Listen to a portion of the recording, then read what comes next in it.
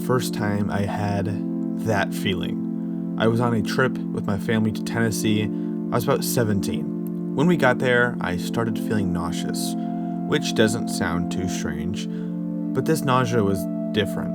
Along with an uncomfortable feeling in my stomach, I was extremely nervous. And to give a little context, ever since I was a little kid, I had an irrationally large fear of throwing up. So it wasn't anything too out of the ordinary for me to be a little on edge due to this random spurt of nausea. I thought it might have been from eating a little bit too much junk food on the way there and expected it to pass. And sooner rather than later, it did pass. The nausea, along with the nervousness, went away.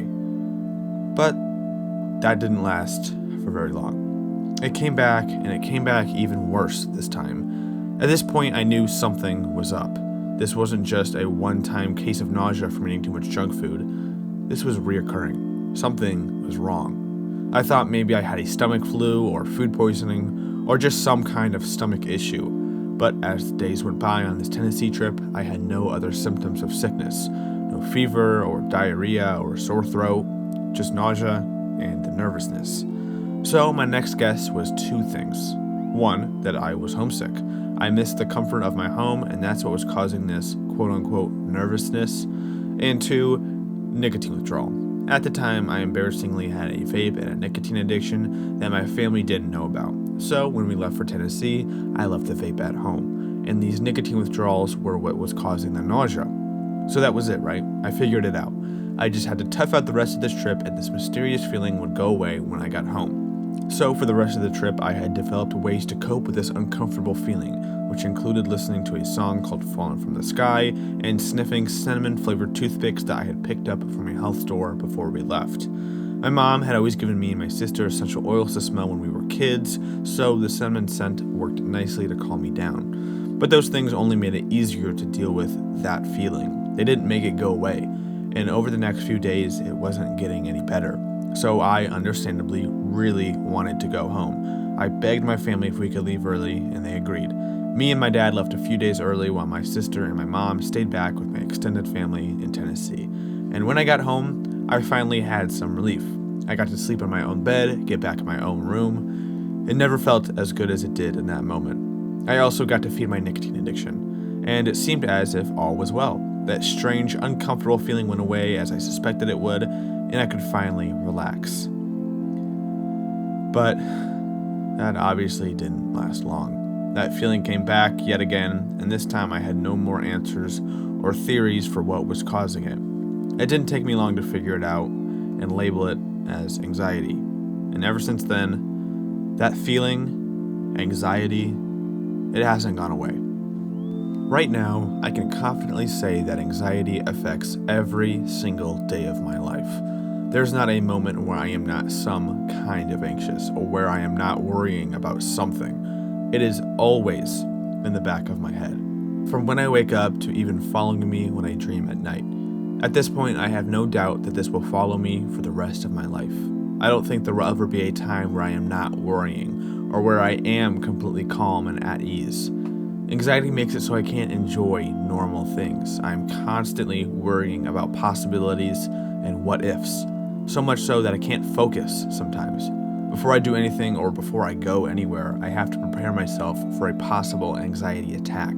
I carry around essential oils that calm me down. I have a playlist only filled with songs that make me feel relaxed. I have a notebook that I use to write down what I'm thinking when it gets too crowded in my head. Anxiety makes me exhausted. It makes me nauseous. It kills my appetite. It makes me feel drained but on edge at the same time. It sucks the fun out of things I normally love. It can make a good day bad in the blink of an eye. It makes me dread the future, long for the past, and live disconnected in the present. When I see happy people who are smiling, living seamlessly worry-free, I get jealous. I become filled with envy because sometimes I wish I could be them. Sometimes I wish I could live a life in ignorance, not worrying or not aware about every single one of my life's problems.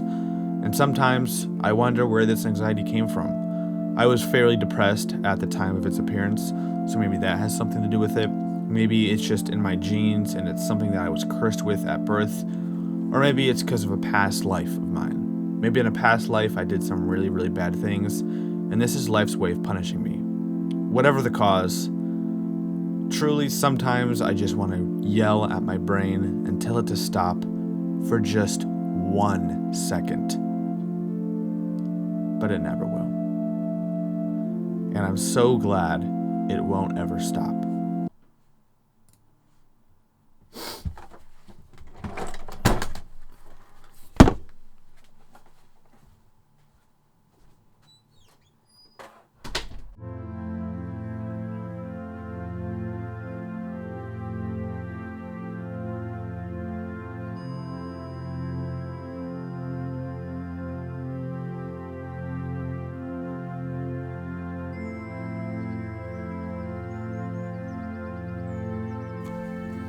Now, you might hear all of that and think to yourself, that sounds terrible. And sometimes it is. Keyword, sometimes. I am so happy and I feel so lucky that I have anxiety. Anxiety pushes me to be better. Anxiety tells me that what I have isn't enough and that I can be greater and that I can be more. Anxiety is the fuel I use to get shit done and move up in my life. In every aspect and area, anxiety pushes me to go above and beyond, to be a better person, a better friend, a better artist, a better partner, a better creator, a better me. But that's only if I use it correctly. Just as anxiety can push me and make my life better, it can much more easily make my life a living hell, like I described earlier. Anxiety is uncomfortable for a reason. The feeling of being anxious isn't supposed to be fun. It's your brain sending you a message, an important message, an urgent message. And tuning into that message is possibly one of the most important things someone with anxiety can do. It is so much easier to sit back and let anxiety control you and your life. But you have to ask yourself what you're worth, and if your time on this planet is worth spent being a slave to anxiety. Tune into that message, get to know it, become friends with your anxiety. Because chances are, you two are going to be spending a lot of time together.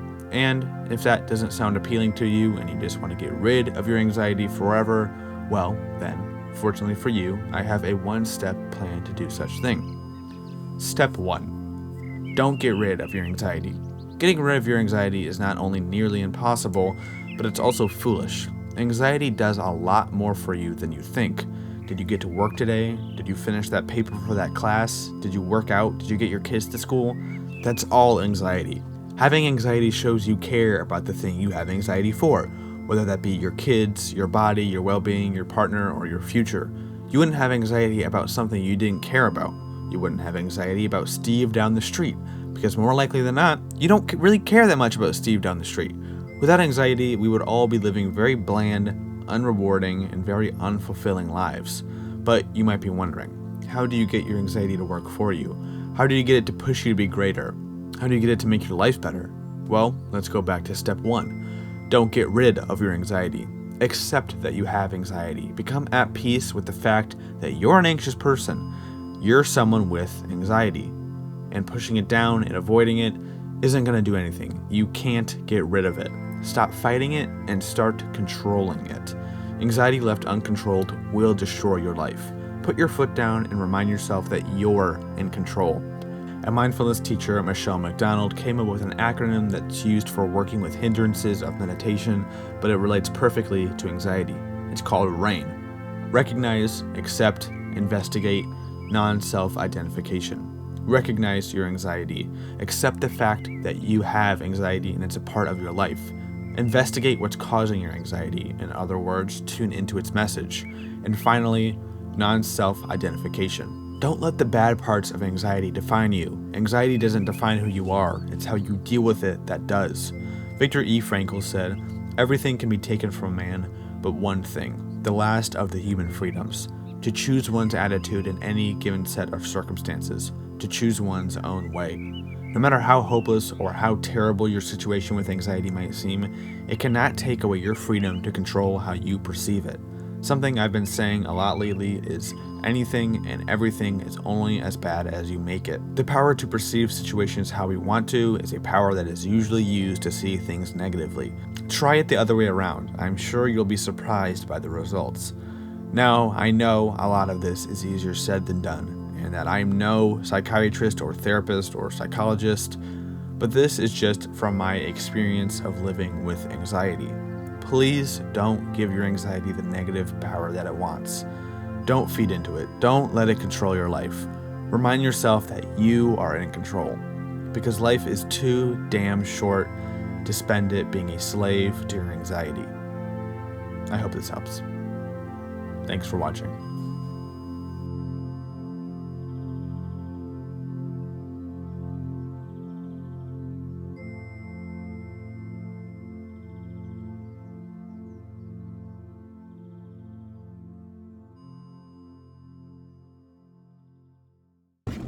Whoa! What in the hell, Tony? I know. What was that about? Could have got us all killed. I got on footage too. Did you get me saying what the hell too? Yeah.